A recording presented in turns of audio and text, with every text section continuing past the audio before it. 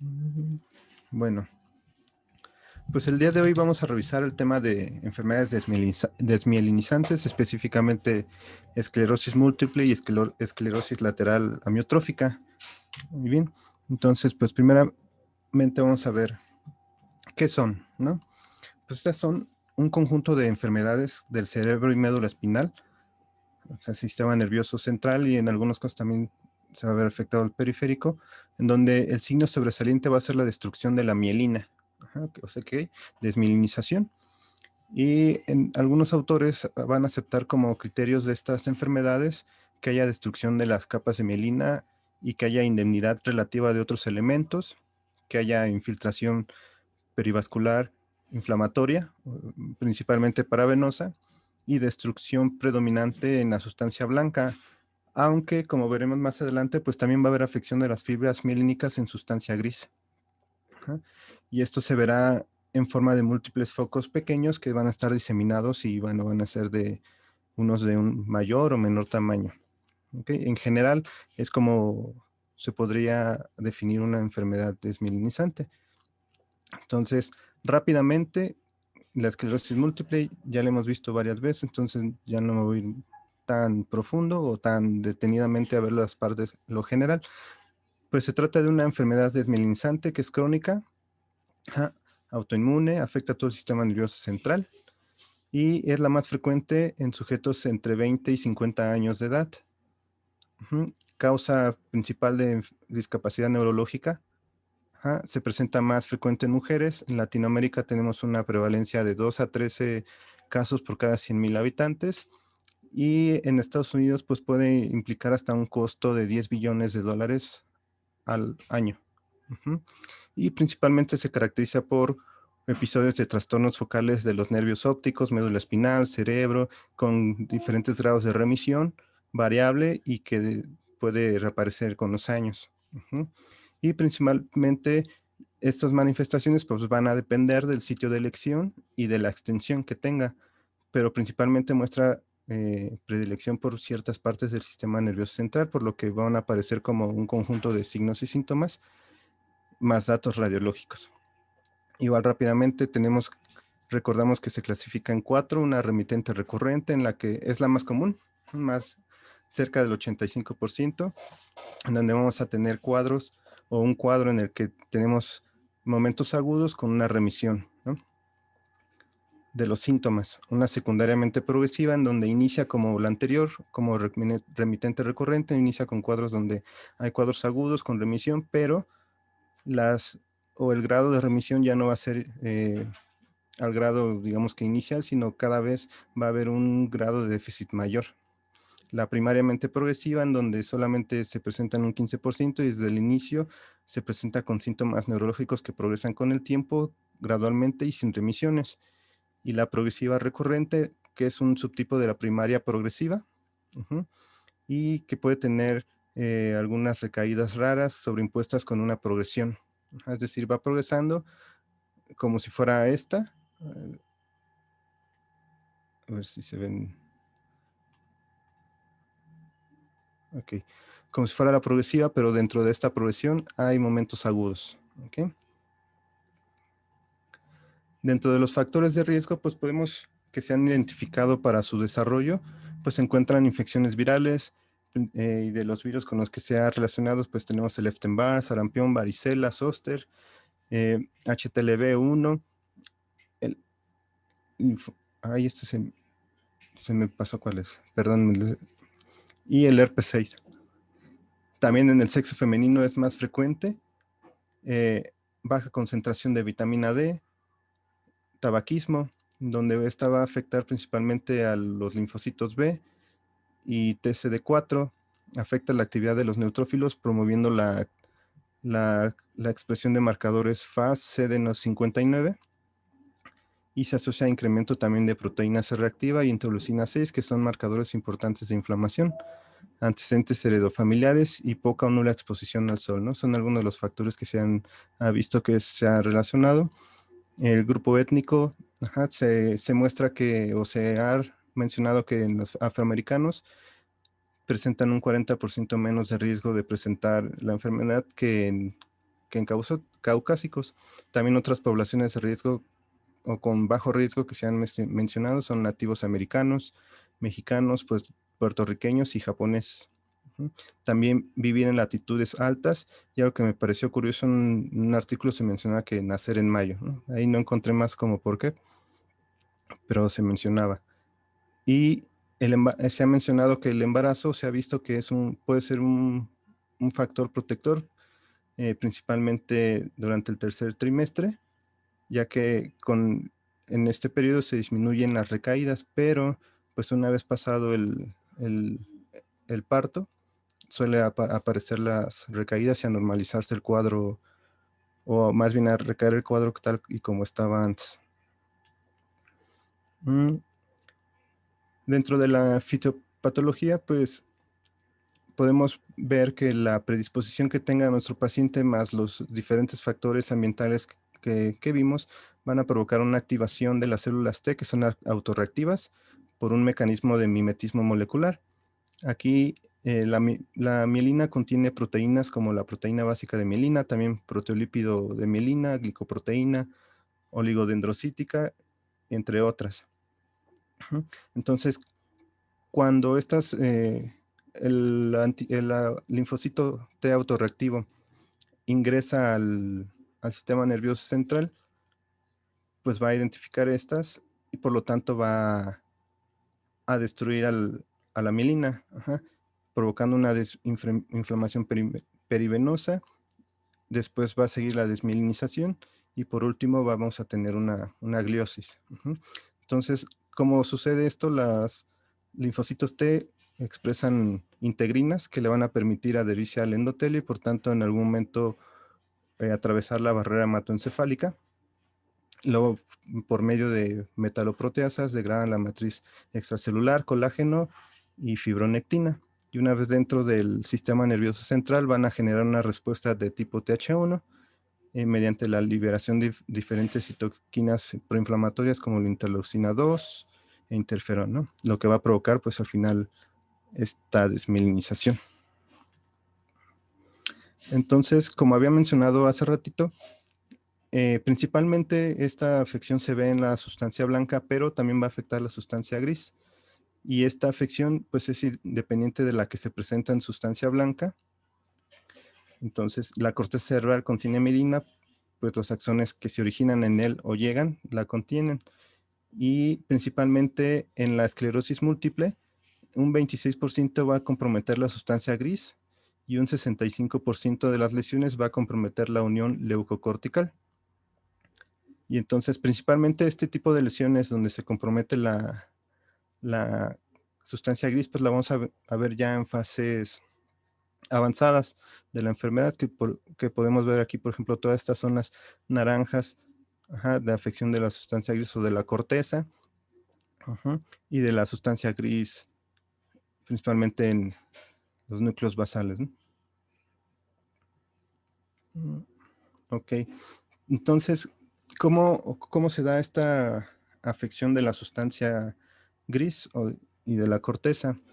Entonces, la desmielinización va a provocar un enlentecimiento o bloqueo de la conducción nerviosa, ya que al desaparecer la conducción saltatoria y al haber exposición de potasio en la membrana axónica, va a conducir a un daño axonal, además de que hay proliferación o aumento en los canales de sodio.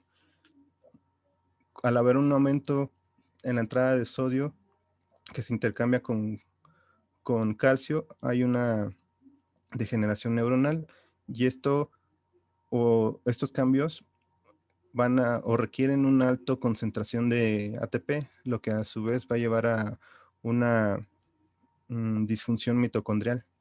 Entonces, estos axones van a entrar a una hipoxia virtual, lo que va a llevarnos a degeneración neuroaxonal en la sustancia gris y subcortical. Y también se ha demostrado que estos axones desmielinizados presentan grandes concentraciones de receptores inotrópicos y metabotrópicos de glutamato, lo que va a favorecer una excitotoxicidad por glutamato. Entonces, de esta forma podemos, o se puede explicar cómo es que hay lesión de la sustancia gris y cortical dentro de las fases avanzadas ya de la esclerosis múltiple.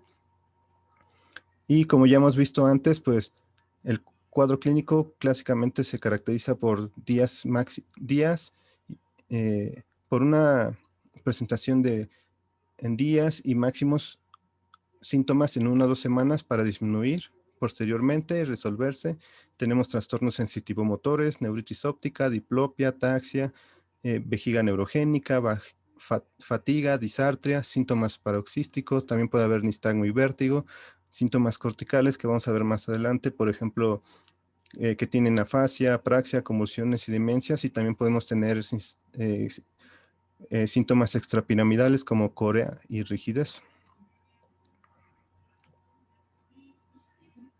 Su diagnóstico principalmente pues, se va a basar en la documentación de múltiples eventos neurológicos centrales que van a estar separados en el tiempo y en el espacio. Es decir, eh, eh, esto en el tiempo, lo que ya hemos visto, ¿no? La recurrencia, la remisión y la recurrencia. Y en el espacio es la demostración anatómica de la lesión, en la que en un estudio previo tenemos ciertas lesiones y más allá, o un posterior, tenemos otra lesión diferente en un sitio anatómico diferente, ¿no? Y que es lo de la evidencia imagenológica, también a través de estudios como las bandas oligoclonales en líquido cefalorraquídeo y a través de potenciales de tallo, principalmente los visuales. De esta forma es en que se puede determinar el diagnóstico como tal de esclerosis múltiple. Ok, y entonces yéndonos hacia a los efectos neuropsicológicos que va a tener la enfermedad en los pacientes, la mitad de los pacientes aproximadamente va a desarrollar deterioro cognitivo, el cual va a ser progresivo y crónico. Y la mayoría de los casos son relativamente frecuentes los déficits selectivos en una o varias funciones, por ejemplo, el razonamiento abstracto, la memoria, velocidad de procesamiento, pero este déficit o este proceso no es generalizado ni homogéneo, es decir, pues va a ser diferente en todos los pacientes. No tiene como un patrón que siga, sino siempre va a ser diferente y con diferente severidad. La prevalencia en la que se llega a ver el deterioro cognitivo en los pacientes, pues puede ir de un 40 a un 70% de los pacientes que tienen esclerosis múltiple. Y este déficit no se va a correlacionar con la discapacidad física que tiene el paciente o con el estadio de la enfermedad. Es decir, en algunos casos se puede ver que estos síntomas pueden presentarse incluso antes de los efectos físicos o de la discapacidad física. Además, también se ha demostrado que este deterioro cognitivo pues, se ha relacionado, por ejemplo, a lesiones como atrofia del tálamo, daño del hipocampo, también daño a nivel de los ganglios, atrofia de los ganglios basales, también atrofia de la corteza cerebral, y se ha visto también que en estos pacientes se ha encontrado con gran frecuencia dilatación del tercer ventrículo o un mayor de esta estructura, que normalmente podría ser como un marcador de declive cognitivo. Y principalmente en las áreas donde vamos a tener efectos de la esclerosis múltiple, pues va a ser prácticamente en todas estas: rendimiento intelectual, en las funciones ejecutivas, en la atención y velocidad de procesamiento, también en la memoria, en las funciones visoespaciales, lenguaje y alteraciones emocionales también podemos ver en estos pacientes. En cuanto al rendimiento intelectual, más o menos un 20% de los pacientes va a presentar alteración de las pruebas de inteligencia. Por ejemplo, en el WAIS, donde se observa que el coeficiente intelectual pues disminuye con el tiempo en las dos escalas, tanto verbal y manipulativa, en donde la escala manipulativa mide los aspectos perceptivo-motores, siendo esta la más afectada de los dos. Y la verbal mide o tiene en cuenta la eficiencia del tipo lógico verbal, que suele afectarse menos. Y también es frecuente observar que el coeficiente intelectual verbal permanece más preservado con el tiempo. Entonces, este es el que se preserva un poquito más de los dos.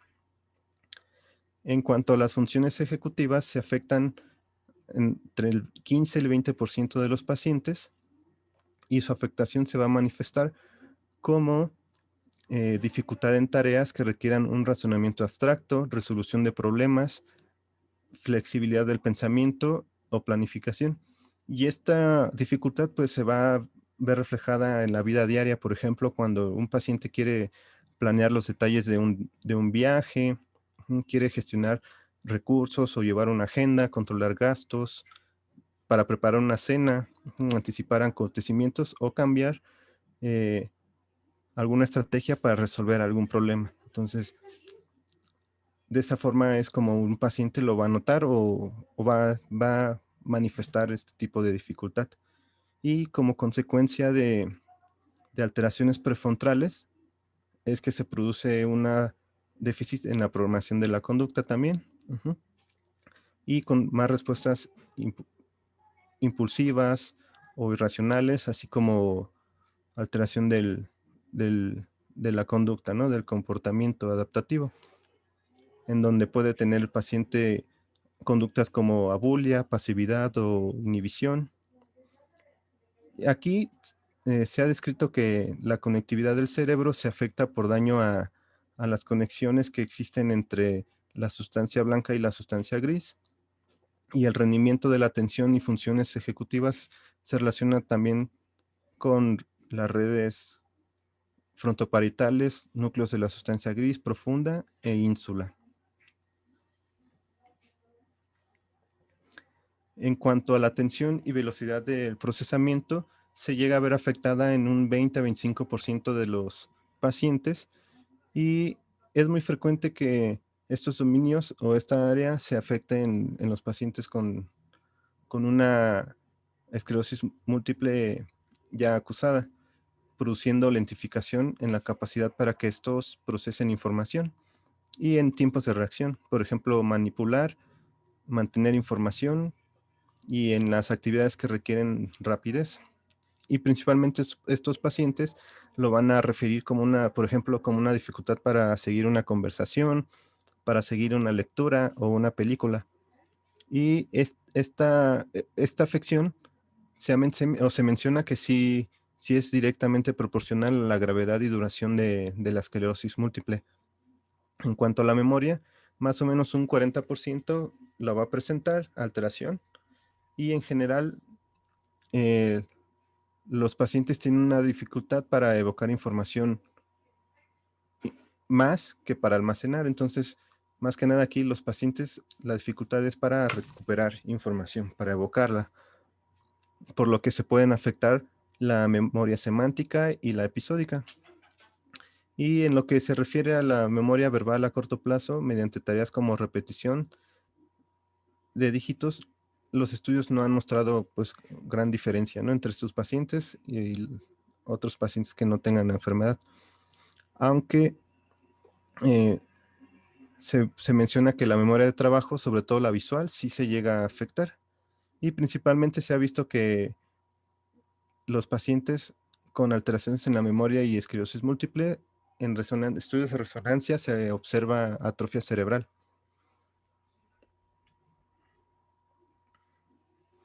Ok, aquí pues también vamos a tener alteración del lenguaje.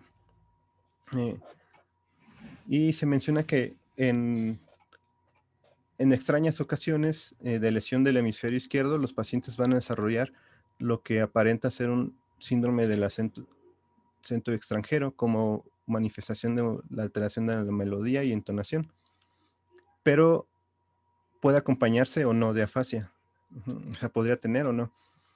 Y en este síndrome pues es un cuadro de afección del lenguaje que se va a caracterizar por la aparición de un acento como si fuera un extranjero, que es como lo vamos a ver aquí en este videito. A ver si se escucha. Ese es un ejemplo de este. Soy maestra de educación. Bueno, antes les pongo el contexto. Se supone que esta es una profesora de Colombia, que en este caso ella, en su particular caso, lo que presentó fue un EBC. Pero bueno, es lo que puede presentar también estos pacientes.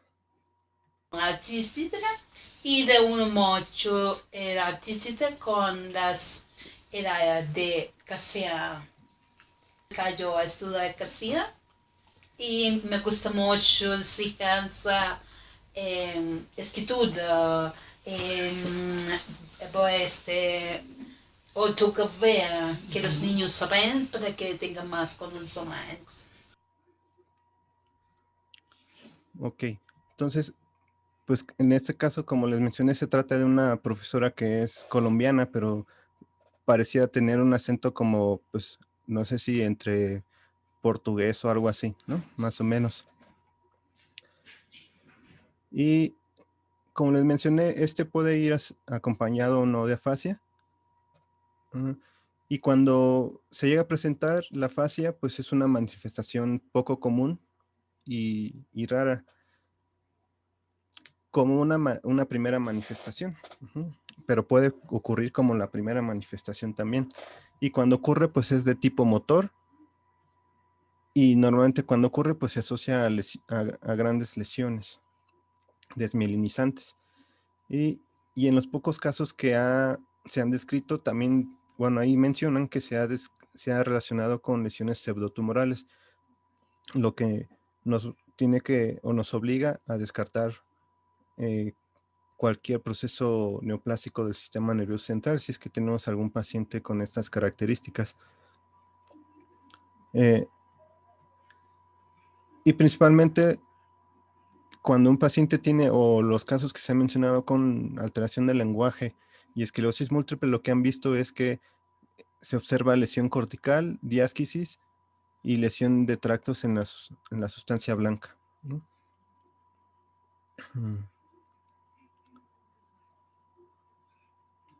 Soy maestra de educación. Ok. Y las últimas dos áreas que se pueden afectar, tenemos las funciones visoespaciales, que se afectan en un 10 a 20% de los pacientes.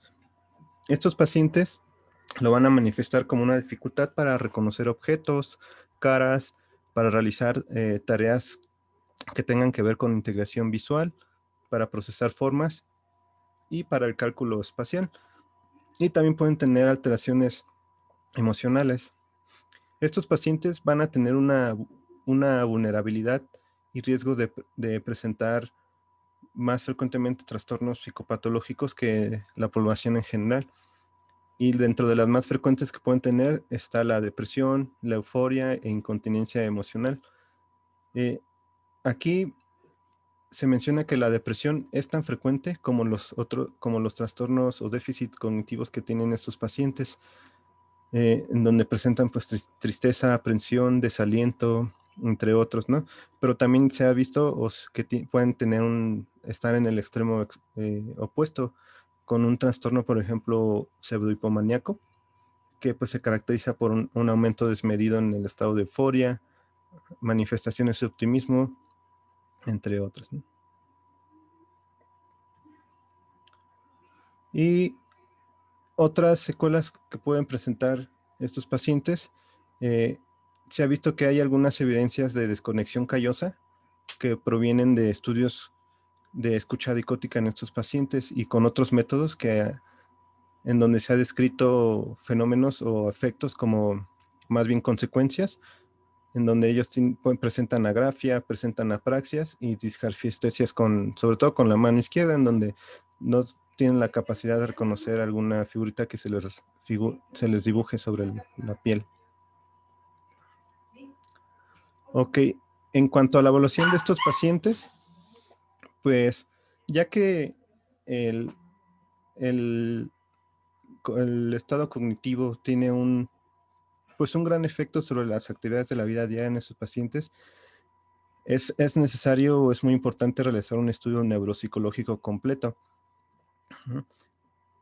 Mediante con los resultados o con los resultados de estos poder realizar adaptaciones en su trabajo y restablecer programas de estimulación cognitiva que permitan generar alguna estrategia para compensar estos déficits.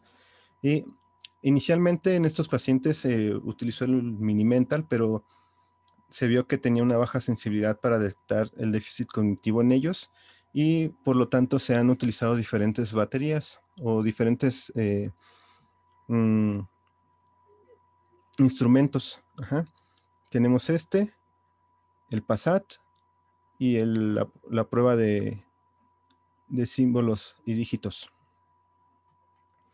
Y a grandes rasgos se tratan de lo siguiente. El primero, que es el PASAT, va a evaluar la memoria de trabajo y la atención, principalmente.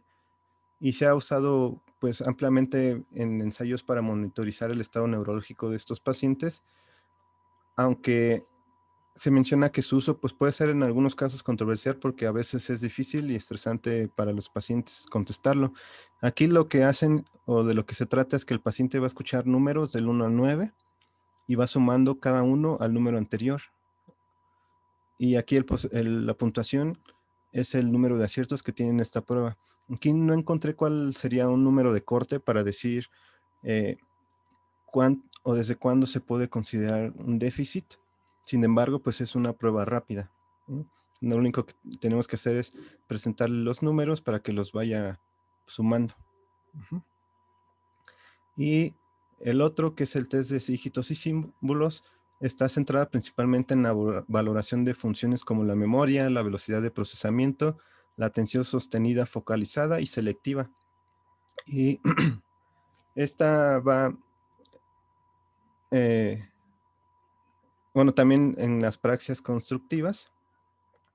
Y esta es fácil de aplicar, se aplica en aproximadamente 5 minutos y es útil como una prueba rápida para utilizar en la prueba, en la práctica clínica diaria. Y aquí igual la puntuación es el número de las respuestas correctas que tiene el paciente, que es lo que tenemos aquí. Esta es la hojita o lo que se utiliza en la prueba, en donde tenemos diferentes símbolos, y cada uno corresponde a un dígito, y lo único que tiene que hacer el paciente es colocar el dígito que corresponda al símbolo. Y esta se menciona que es útil para clasificar a los pacientes en un 75%, y se menciona que tiene mayor validez que otras pruebas rápidas para predecir el resultado de una prueba neuropsicológica completa. Aún así, aunque tengamos estas pruebas, digamos, breves para poder evaluar en una consulta rápida a un paciente y determinar si tiene algún grado de déficit cognitivo, pues es necesario realizar una evaluación neuropsicológica completa con las pruebas que ya veremos más adelante, como el Barcelona, el Boston, Western, el esquema Ardil, Ostrowski-Canseco o alguna otra que podamos utilizar.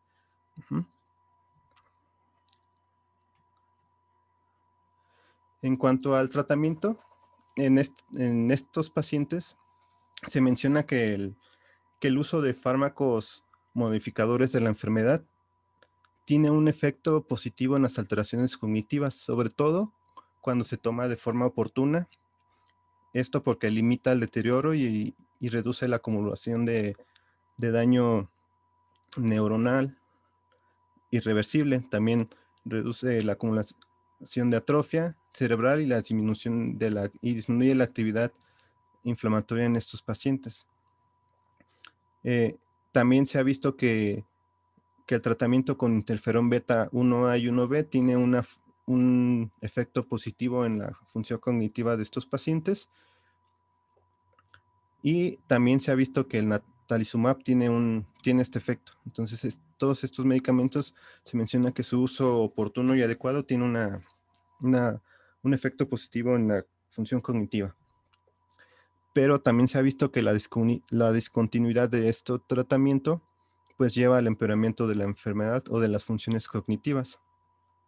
Sin embargo, en tratamientos nuevos como el dimetilfumarato, la teriflunomida o el ocrelizumab, no hay datos aún, o no encontré algún dato para decir si estos también tienen algún efecto en la función cognitiva. Y pues en cuanto a la intervención neuropsicológica, pues va a depender, o las intervenciones diseñadas para entrenar la función deficitaria, pues va a depender de cuál se trata, ¿no? En algunos, o en un artículo que revisé menciona que en estos pacientes, o sea, en estos específicamente, no se ha visto, o más bien se ha visto, hay datos contradictorios en cuanto a la eficacia de la intervención neuropsicológica en estos pacientes. Algunos han encontrado que sí es beneficiosa, y otros han encontrado que no hay diferencia. Pero, pues aún así yo creo que es adecuado brindarla, ¿no? Para rehabilitar la función que está deficiente. Y nada más. O sea, unos no han logrado establecer qué tanta deficiencia hay, y otros dicen que sí. No sé si hasta aquí hay alguna duda.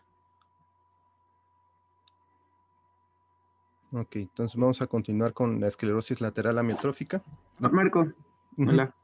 Hola. Pues yo, o sea, nada más tengo un comentario respecto a lo que comentas tú de la intervención neuropsicológica. O sea, yo creo que, pues, o sea, siempre es adecuado siempre y cuando la enfermedad esté, digamos, controlada, ¿no? O que no tenga estos picos característicos de la enfermedad. O sea, yo creo que todo depende de eso, ¿no? Entonces hay que ver como la evolución del paciente, y si no, o sea, si no tiene pues este descontrol de la enfermedad tan inconstante. Yo creo que eso sí hace, pues muy determinante si la intervención neuropsicológica va a influir o no en el pronóstico del paciente.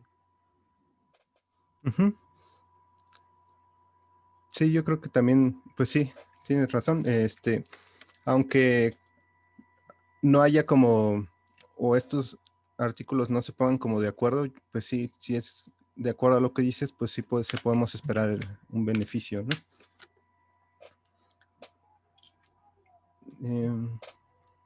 Marco, Ajá. yo ya había leído sobre la asociación que tienen la esclerosis múltiples al nacer en el mes de mayo, pero no sé según tus tiempos si me permites explicarlo ahorita o al final o como indique la doctora también. Pues la siguiente parte es más cortita, yo creo que pues sí estaría bien, no sé cómo adelantar. Pues yo creo Yo que sí creo nos da que tiempo. exactamente, entonces, pues yo creo que sí lo pueden explicar. ¿Ahorita o al final, doctora? Ya no entendí. De una vez ahorita. Bueno, lo que había leído yo sobre el nacimiento en mes de mayo asociado a esclerosis múltiple es que los artículos originales que hablan de la asociación de este mes con la esclerosis, los originales son de países que están muy al norte del globo terráqueo, o en este caso son países o continentes de Oriente, ¿sí? No se refiere a continentes de Occidente. Lo que habla aquí es que en esos meses que son de primavera, en esos países hay menos exposición de luz solar en estos meses. Generalmente nosotros acá en Occidente manejamos horas de exposición solar entre 2.800 y 3.000 horas, hasta 3.500 horas de luz. Sin embargo, en esos países hay entre 1.200, 1.400, hasta menos de 1.200 horas. Entonces, las pacientes embarazadas o los recién nacidos van a tener esas menos exposiciones de horas de luz solar, y por lo tanto van a tener esa falta de conversión de la luz ultravioleta al hidroxicolecalciferol a nivel de riñón, y por lo tanto va a haber una mala absorción en el intestino, y esto va a provocar que haya una transmisión neuromuscular inadecuada, y por lo tanto que haya una mala transmisión neuromuscular, e incluso que haya una mala formación de la mielina. a nivel cerebral. Esta es la explicación del por qué se asocia con el mes de mayo, pero no encaja por completo a los países de Occidente, o por ejemplo a nuestro país en México, que en ese mes, sobre todo, tenemos mayores horas de luz solar.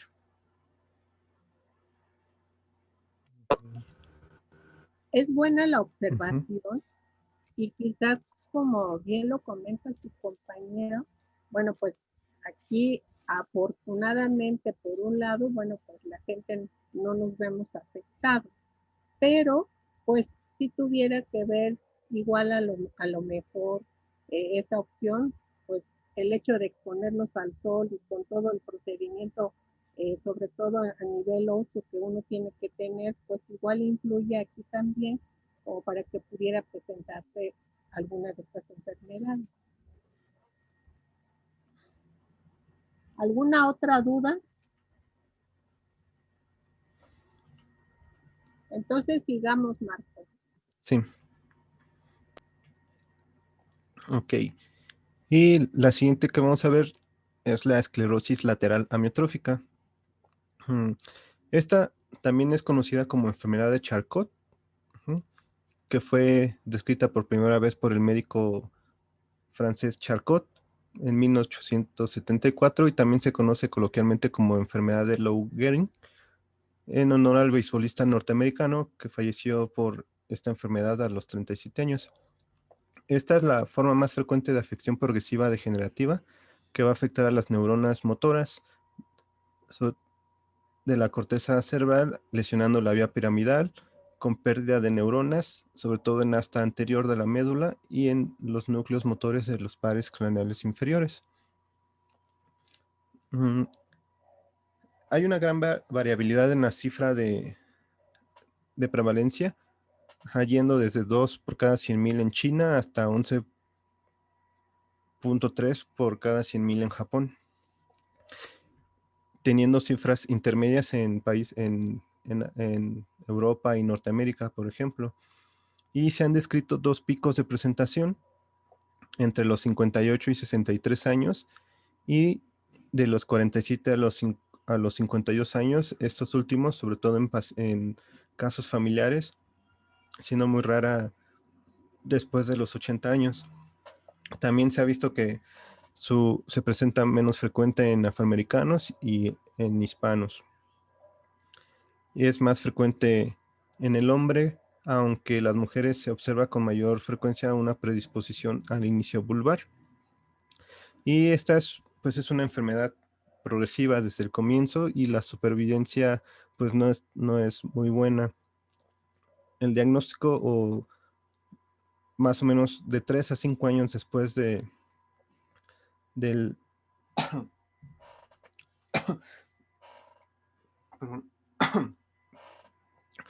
más o menos en algunos casos de 3 a 5 años la supervivencia es menor del 10% después del diagnóstico. Algunos pueden vivir 10 años o más, pero la mortalidad más o menos o promedio es de 50% a los 3 años. Esta es una enfermedad neurodegenerativa de causa desconocida. En un 90% es etiología esporádica y hasta en un 10% es etiología hereditaria o familiar. Y se ha relacionado diferentes factores como estrés oxidativo, factores genéticos, excitotoxicidad por glutamato, perdón, daño mitocondrial, transporte axonal deficitario o daño originado por astrocitos, por apoptosis y trauma cráneoencefálico. Otros factores que se han relacionado o se han descrito en estos pacientes son el tabaquismo, aunque de forma débil, también exposición a tóxicos como pesticidas, plomo, mercurio, arsénico, cirugías. Algunos casos también se han visto relacionados a una infección viral persistente por ejemplo, de enterovirus en la médula espinal, aunque no se ha confirmado. Y también se ha visto que la autoinmunidad podría tener un papel importante. Aquí, el principal hallazgo que vamos a tener es una pérdida de neuronas en las astas anteriores y núcleos motores de los pares craneales bajos. También hay gliosis ligera. Hay proliferación de células microgliales en las neuronas sobrevivientes. Se observa que están encogidas, llenas de lipofusinas, y en ellos, en estudios histológicos, se pueden ver inclusiones de ubiquitina y queratinocitos. Se ven queratinocitos, o también se pueden ver agregados densos dentro de las neuronas afectadas. Y las raíces anteriores van a ser más delgadas, y esto va a ocurrir por una pérdida de fibras mielínicas de los nervios motores, con una atrofia muscular final por denervación.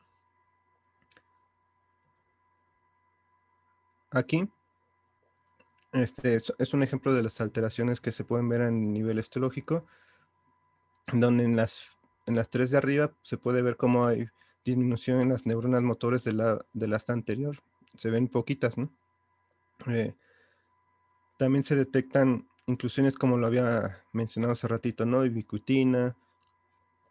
Y en las de abajo, lo que se observa es el fascículo corticoespinal con vacuolización de la vía piramidal a nivel del bulbo raquídeo. Hay pérdida de mielina y formación ovoides y múltiples macrófagos. Entonces, ok, dentro del cuadro clínico, en su forma clásica, se va a caracterizar por manifestaciones de afección de neurona motora superior, de afectación vulvar y respiratoria en un 80% de los pacientes. ¿Sí? Aquí la sintomatología de esta enfermedad pues puede aparecer en cualquier segmento, tanto vulvar, cervical, torácico o lumbar. En estos pacientes es frecuente encontrar signos de liberación piramidal, sobre todo en sitios que están por encima de aquellos sitios que tienen atrofia muscular. Y por otro lado, las motoneuronas de los núcleos craneales 3, 4 y 6, así como el núcleo de Onuf, no van a estar afectados, por tanto, no hay afección de los músculos oculomotores extrínsecos y de los esfínteres. Esto es importante porque nos permite hacer un diagnóstico diferencial con otras patologías, por ejemplo, la miastenia gravis. Esta enfermedad también se asocia, o se ha visto que se asocia con demencia frontotemporal y déficit cognitivo, déficit conductual, y vamos a tener también en ellos una disfunción ejecutiva, irritabilidad, cambios en la personalidad, mal reconocimiento de la enfermedad y otros trastornos conductuales como la apatía, desinhibición, mal control social. A grandes rasgos, los síntomas iniciales van a ser una debilidad asimétrica, sobre todo en manos, y a medida que va progresando la enfermedad, se presenta atrofia muscular y aparecen fasciculaciones. Esta atrofia es simétrica y se va a extender hacia los antebrazos y brazo. Posteriormente, el paciente refiere que siente calambres y posteriormente aparecerán manifestaciones extrapiramidales inferiores, ¿no? Como datos como hiperreflexia, signo de Hoffman, clonus, Babinski, y más tarde, o con la evolución de la enfermedad, va a aparecer un síndrome vulvar, donde el paciente puede presentar disfagia, alteraciones de la voz, cialorrea, disartria, atrofia de la lengua con fasciculaciones, y finalmente se va a afectar la musculatura respiratoria. El paciente va a tener brotes recurrentes de neumonía, atelectasias y finalmente falla respiratoria asociada a malnutrición y deshidratación. Este cuadrito se los puse para ver toda la gama de manifestaciones que puede haber en esta enfermedad, que incluyen tanto sintomatología de motoneurona superior, vulvar y motoneurona inferior. Entonces, para grandes rasgos, es lo que vimos anteriormente. Hay diferentes cuadros o diferentes formas de presentación o patrones clínicos que pueden tener los pacientes. Lo que les presenté fue la clásica, que se presenta en un 60-70% de los casos. Ellos tienen afección de la neurona motora superior, neurona motora inferior, que se presenta primeramente en las extremidades y después se extiende al resto de la musculatura corporal. Aparece afección vulvar y respiratoria, y falla respiratoria final. Tenemos la esclerosis lateral primaria, que se presenta en un 20% de los pacientes. Ellos tienen o presentan principalmente un daño en la motoneurona superior, sin daño en la motoneurona inferior. Ellos inician con paraparesia espástica pura y con el tiempo va a afectar los brazos, las manos y finalmente la orofaringe. Más o menos la mitad de estos pacientes va a tener una espasticidad de la vejiga, y algunos autores prefieren llamarla como una esclerosis lateral amiotrófica con predominio de lesión de la neuromotora superior, porque muchos de estos pacientes van a terminar desarrollando lesión de motoneurona inferior con el paso de los años. Otro patrón o clínico que, como se llega a presentar, es la atrofia muscular progresiva, donde estos pacientes presentan únicamente datos de lesión de motoneurona inferior. Se presenta más comúnmente en hombres en una relación de 4:1. Esta generalmente va a progresar más lento que la forma clásica. Incluso estos pacientes pueden vivir hasta 15 años del inicio de la enfermedad. Y muchos pacientes, después de muchos años, van a desarrollar también lesión de motoneurona superior, por lo que igual muchos autores prefieren llamarla como esclerosis lateral amiotrófica con predominio de daño de motoneurona inferior. Y el último grupo es la parálisis vulvar progresiva, que se presenta en un 25-30% de los casos. Esta inicia principalmente con un predominio de síndrome vulvar, con o sin signos de liberación piramidal. Generalmente estos pacientes van a presentar disfagia, disartria, con atrofia y fasciculaciones linguales. Esta evoluciona más rápido, el tiempo de evolución y supervivencia es de 1 a 2 años, y la mayoría termina igual desarrollando de estos una esclerosis lateral amiotrófica clásica. En cuanto a los efectos neuropsicológicos, más o menos la mitad va a presentar una disfunción prefrontal. Incluso 10 a 15 de ellos, del 15%, llegan a cumplir criterios de demencia frontotemporal. El déficit de la disfunción ejecutiva se ha relacionado sobre todo con un hipometabolismo y disminución del flujo sanguíneo cerebral, sobre todo en los lóbulos frontales. En estos pacientes se puede ver una disminución de la fluidez verbal, que va a relacionar con una actividad disminuida en los giros frontal medio inferior y el cingulado anterior. También estos pacientes presentan trastorno de la atención, planificación y toma de decisiones. También pueden presentar alteración de la memoria, en donde se observa principalmente alteración de la memoria visual inmediata y diferida y memoria verbal inmediata. Estos pacientes también presentan cambios conductuales, en donde más del 50%, un 55%, presenta apatía de forma prominente y se relaciona con los déficits de fluidez verbal, pero no con depresión, discapacidad motora o respiratoria. Y también pueden presentar, por ejemplo, perseveraciones, glotonería, compulsiones y otro tipo de conductas estereotipadas. En cuanto al procesamiento emocional y cognición social, estos pacientes, sobre todo con esclerosis lateral vulvar, tienen dificultad para reconocer, o se menciona que estos pueden tener dificultad para reconocer rostros y estímulos amenazantes a través de los rostros, lo que se han visto que se ha asociado a daño de la amígdala, y en estudios de resonancia magnética han demostrado que estos pacientes presentan más activación del giro supramarginal derecho.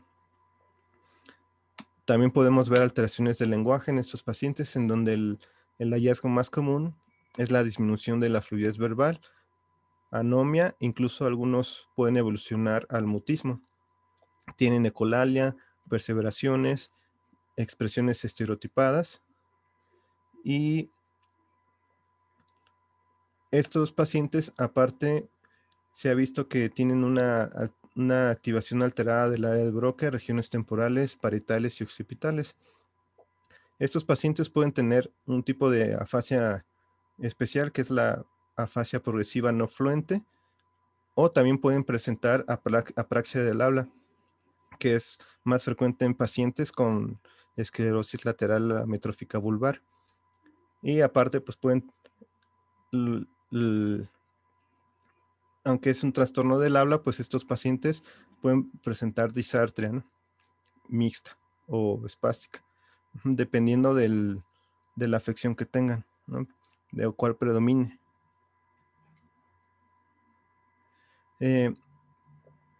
Ay.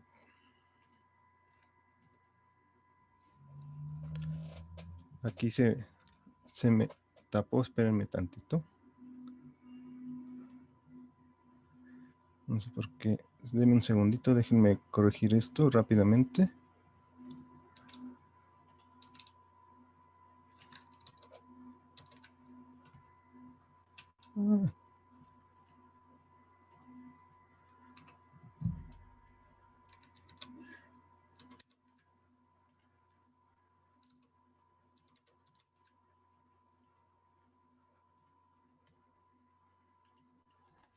Ya. Perdón, es que había puesto esa imagen y se me olvidó poner la animación. Ok.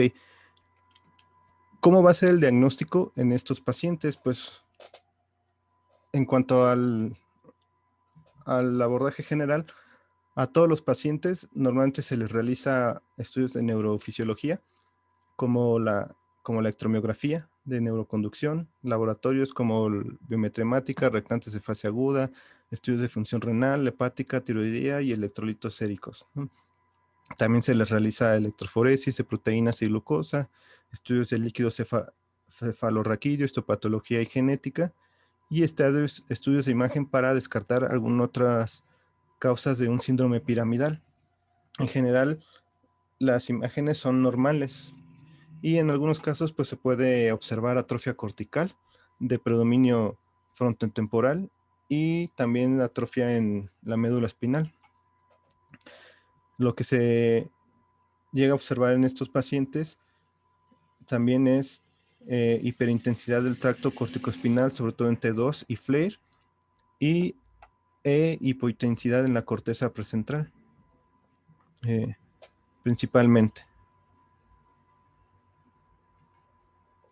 Ok. Clínicamente, ¿cómo es esta o cómo la podemos sospechar? Principalmente el inicio de esta enfermedad es lento y asimétrico, es poco llamativo al inicio, y sobre todo con la alteración a nivel de varios segmentos corporales, así como déficit de la neurona motora superior o neurona motora inferior, más síntomas vulvares, y sobre todo con la ausencia de explicación por otra causa que pueda darnos el diagnóstico sobre de la alteración que tienen estos pacientes. Y en general existen unos criterios que son los criterios del Escorial, que mencionan que el criterio A, la presencia de evidencia de degeneración de neurona motora inferior clínica por electromiografía o patológica. Lo anterior con lesión de neurona motora superior y sobre todo expansión progresiva de estos síntomas y signos a una o más regiones diferentes. Y el B es la ausencia de evidencia electrofisiológica o patológica de otra enfermedad diferente que pueda explicar estos signos degenerativos de lesión de neurona motora y evidencia en neuroimagen de otra enfermedad que explique la patología. Entonces, es más o menos lo mismo que tenemos de este lado, la presencia de esas lesiones con ausencia de otra explicación. Y al igual que en la esclerosis múltiple, pues debido a la afección neuropsicológica que llegan a tener estos pacientes, pues sería o hay que hacerle una evaluación neuropsicológica completa con algunas de las baterías que tenemos disponibles para determinar el grado o si tienen déficit o el grado que tengan de déficit cognitivo. ¿Mm? En cuanto al tratamiento, pues en estos pacientes no hay un tratamiento curativo. Principalmente el objetivo es prolongar la supervivencia y mejorar la calidad de vida, porque como ya vimos es una enfermedad progresiva que termina con la muerte a los pocos años. Y se ha mencionado que el mejor tratamiento es una combinación de agentes neuroprotectores, el manejo sintomático, nutricional y soporte ventilatorio. Y este tratamiento pues es multidisciplinario. Es fundamental que sea así y se debe contar pues con el neurólogo, con nuestra especialidad, audiología, foniatría, patología del lenguaje, rehabilitación, nutrición, psicología, trabajo social, neumólogo, psiquiatra y ortopedia, ¿no? Todos estos deben tratar al paciente para que tenga un tratamiento integral. Para estos pacientes, el único medicamento aprobado por la FDA actualmente es el Riluzol, que es un antagonista de los receptores N-metildiaspartato, y este va a reducir la excitotoxicidad en la esclerosis múltiple. Sí, este medicamento es más benéfico en pacientes que tienen un curso menor a 5 años de la enfermedad o con un diagnóstico definido y que no tengan traqueostomía. Y de acuerdo a algunas investigaciones, no se ha visto o no se encuentra que este medicamento tenga una relación significativa entre la cognición o el comportamiento. Entonces, pues a diferencia de lo que se ha visto en la esclerosis múltiple, pues este medicamento no se ha visto que tenga un beneficio en las alteraciones neuropsicológicas que tenga el paciente. Y dentro de la intervención que nosotros podemos hacer, pues dado que el paciente puede presentar alteraciones de la deglución del habla y lenguaje, pues es donde vamos a incidir nosotros para mejorar lo más que podamos su calidad de vida y por ende el tratamiento va a ir dirigido al tipo de alteración que tenga o al tipo de la esfera o de la dimensión cognitiva que esté afectada, ¿no? Dado que la progresión que tiene esta enfermedad es tan rápida o es, sí, tan rápida, a los pocos años acontece la muerte, el pronóstico pues no es bueno a largo plazo. Por lo tanto, pues, ¿qué estrategias podemos tener?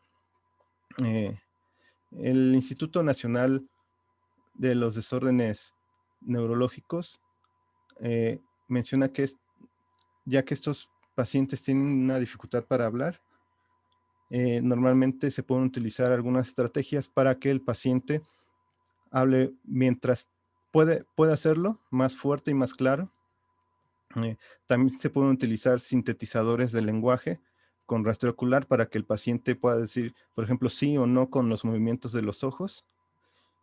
Algunas personas optan por bancos de voz, mientras todavía son capaces de hablar. En esto lo que hacen es almacenan su voz para que en un futuro puedan hablar a través de un sintetizador. Y pues esto al final va a ayudar a la comunicación del paciente una vez que ya no pueda hablar o emitir algún sonido producido por la voz. Y como ya vimos antes, pues el pronóstico no es muy bueno, ya que la muerte sobreviene en un plazo no mayor a 6 años, principalmente la mitad en 3 años lo llega a presentar. Y pues básicamente esto sería todo. No sé si tengan alguna duda sobre esto.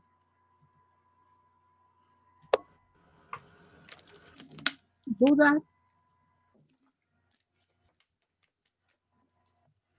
Bueno, estas patologías, como ya Marco les explicó ampliamente, son enfermedades neurológicas, quizás más la ELA que la esclerosis múltiple, muy agresivas que sí pueden llegar a afectar la parte cognitiva, pero es más frecuente que se afecte toda la parte motora, sobre todo alteraciones del habla y que los pacientes tengan disartria.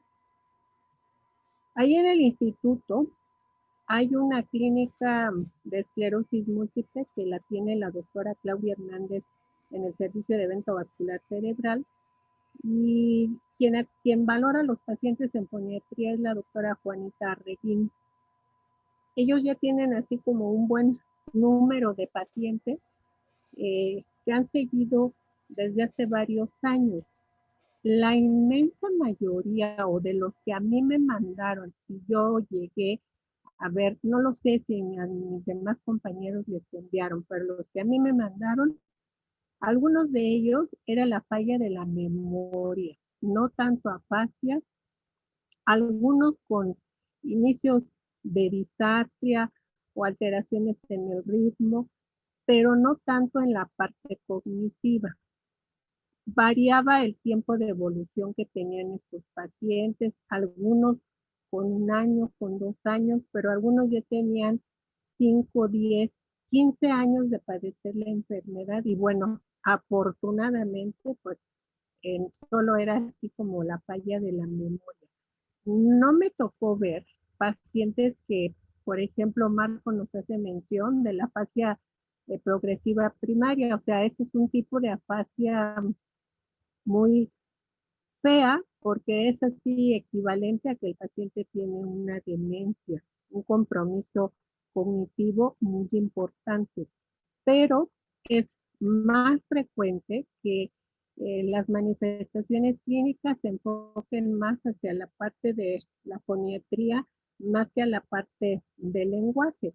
Pero de todas maneras, nosotros, la doctora Moss y la doctora Juárez y yo, decidimos incluirla pues porque es interesante conocer y saber las manifestaciones en esta perspectiva que el paciente pueda tener para que nosotros, como bien les dijo su compañero, formemos parte de ese equipo multidisciplinario y se puedan atender los pacientes de mejor forma. ¿Alguien quiere comentar algo al respecto?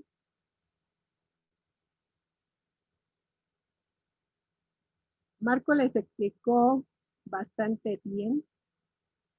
De sus compañeros que hayan faltado de escuchar la clase, bueno, pues Marco hace el favor de grabárselas y luego subirlas a su plataforma para que la repasen y la lean. Y si no tienen ninguna otra duda, deseo que tengan una buena